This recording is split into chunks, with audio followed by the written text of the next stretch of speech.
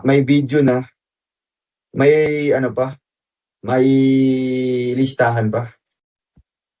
May video na, may ano pa, may listahan pa. To motivate ba, to inspire them, to inspire them na tumulong din, gumawa din ng kabutihan, 'di ba? That's why guys, may kaakibat talaga na video yung ating mga bina-vlog po, no?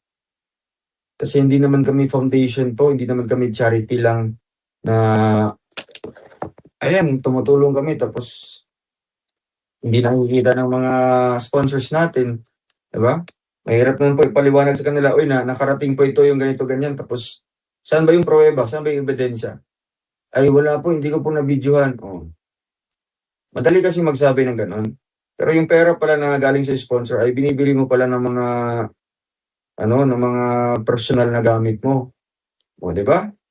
Yan yung isa sa purpose guys kung bakit po naka-document po yung mga binibigay natin or yung mga tinutulong natin.